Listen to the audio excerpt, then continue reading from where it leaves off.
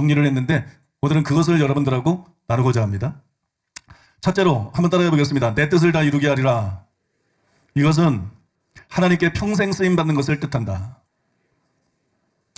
여러분, 사울처럼 중간에 변질돼서 버림받지 않고 다윗처럼 끝까지 하나님께 쓰임받는 것, 그것이 곧 하나님의 뜻을 다 이루는 것이. 하나님께 선택받고 복을 받고 쓰임받는다고 주님의 뜻을 다 이루는 것이 아닙니다. 사울왕을 보면 그는 하나님께 선택을 받았어요. 하나님이 높여주셨습니다. 크게 쓰임을 받았어요. 그런데 하나님의 뜻의 일부밖에 이루지 못했어요. 하나님께서 사울을 선택하면서 이 사울의 사명에 대해서 이렇게 말씀을 했습니다. 사무엘상 9장 15절로 17절. 사울이 오기 전날에 여호와께서 사무엘에게 알게 하여 이르시되 내일 이맘때에 내가 베냐민 땅에서 한 사람을 내게로 보내리니 너는 그에게 기름을 부어 내 백성 이스라엘의 지도자로 삼으라. 그가 내 백성을 블레셋 사람들의 손에서 구원하리라. 내 백성의 부르짖음이 내게 상달되었으므로 내가 그들을 돌보았노라 하셨더니 사무엘이 사울을 볼 때에 여호와께서 그에게 이르시되 보라, 이는 내가 내게 말한 사람이니 이가 내 백성을 다스리리라 하시니라. 이게 사울의 사명이에요. 이게 사울의 사명은 크게 말하면 두 가지인데 여기 나타나 있습니다. 실제로 사무엘상 13장 14장에 보면 사울왕이 블레셋과의 전쟁에서 대승을 거두었어요. 그가 내 백성을 블레셋 사람의 손에서 구원하리라 그랬는데 블레셋과의 싸움에서 대승을 거뒀습니다. 근데 문제는 그때 이미 실수를 했어요.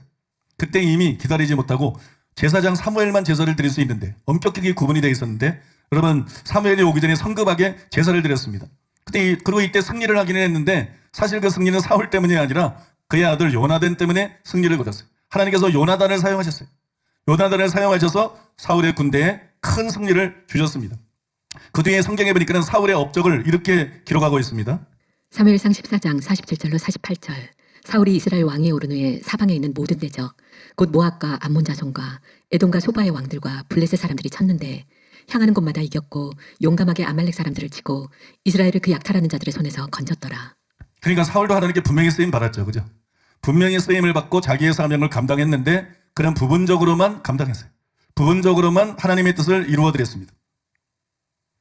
그는 하나님께서 자신을 왕으로 세운 목적을 온전히 이루지 못했어요. 하나님께서 사울을 왕으로 삼으신 것은 단지 블레셋이나 몇몇 나라들을 치게 하기 위한 것이 아니라 이스라엘을 잘 다스리는 지도자가 되게 하기 위한, 지도자를 삼기 위해서 그를 택한 것입니다. 사무엘상 9장 17절. 사무엘이 사울을 볼 때 여호와께서 그에게 이르시되 보라, 이는 내가 내게 말한 사람이니 이가 내 백성을 다스리리라 하시니라. 그런데 그는 중도에 버림을 받았죠. 변질이 돼서 버림을 받았고 결국 다스리는 자리에서 내어 쫓겼어요.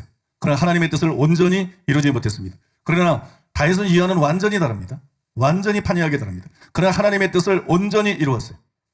사울을 택한 목적이 지도자가 되기 위한 것처럼 여러분, 다윗을 택한 목적도 당연히 그 후임자니까 지도자가 되기 위한 것이에요. 이스라엘을 다스리는 지도자를 만들기 위해서 다윗을 택한 것인데 여러분, 다윗은 끝까지 버림받지 않았어요. 그는 끝까지 버림받지 않고 하나님의 목적대로 왕으로 쓰임을 받았어요. 그것뿐만이 아니에요. 그가 너무 잘했기 때문에 하나님께서는 그를 버리지 않고 끝까지 사용했을 뿐만 아니라 그 후손에게 이스라엘의 왕위를 약속하셨어요. 그 후손들이 계속 이스라엘을 다스리게 될 것이다. 그렇게 약속했습니다. 역대하 13장 5절. 이스라엘 하나님 여호와께서 소금 언약으로 이스라엘 나라를 영원히 다윗과 그의 자손에게 주신 것을 너희가 알 것 아니냐. 역대하 21장 7절. 여호와께서 다윗의 집을 멸하기를 즐겨하지 아니하셨음은 이전에 다윗과 더불어 언약을 세우시고 또 다윗과 그의 자손에게 항상 등불을 주겠다고 말씀하셨음이더라. 예레미야 33장 20절로 22절. 여호와께서 이와 같이 말씀하시니라. 너희가 능히 낮에 대한 나의 언약과 밤에 대한 나의 언약을 깨뜨려 주야로 그때를 잃게 할 수 있을진데 내 종 다윗에게 세운 나의 언약도 깨뜨려 그에게 그의 자리에 앉아 다스릴 아들이 없게 할 수 있겠으며 내가 나를 섬기는 레위인 제사장에게 세운 언약도 파할 수 있으리라. 하늘의 만상은 셀 수 없으며 바다의 모래는 측량할 수 없나니 내가 그와 같이 내 종 다윗의 자손과 나를 섬기는 레위인을 번성하게 하리라 하시니라. 마태복음 1장 1절. 아브라함과 다윗의 자손 예수 그리스도의 계보라. 여러분, 놀라운 일 아닙니까? 다윗 때문에 그 후손 중에 이제 왕이 나오면 악한데도 하나님이 안 버리셔요. 패하지를 않아요. 다윗 때문에, 다윗하고 한 약속 때문에 다윗을 기억해서 그 왕위를 빼앗지를 않아요. 그것뿐만 아니라 결국 누가 다윗의 자손이에요? 예수 그리스도가 다윗의 자손이에요. 이스라엘은 하나님의 심판 때문에 망했어요. 유다도 망하고 이스라엘도 나중에 망하죠. 망하니까 왕이 없죠.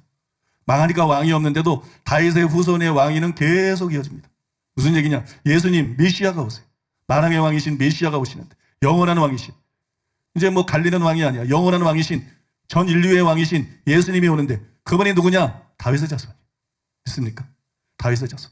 하나님께서 다윗에게 약속한 대로 다윗의 후손이 영원히 다스리게 하셔. 전 지구를 앞으로 누가 다스리냐? 다윗의 자손이 다스리는 겁니다.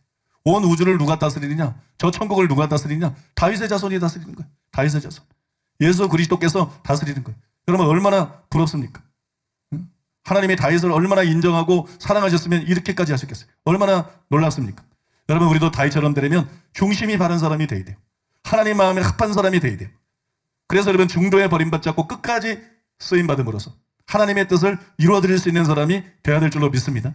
그래서 여러분 중심이 바른 사람, 그리고 하나님 마음에 합한 사람이 돼가지고 하나님의 뜻을 온전히 다 이루는 일에 쓰임을 받는 그런 영예를 누리는 여러분 되시기를 예수님의 이름으로 축복합니다. 뭐 어떤 사람들은 하나님께 쓰임받는 데는데 별 관심이 없을지 몰라요.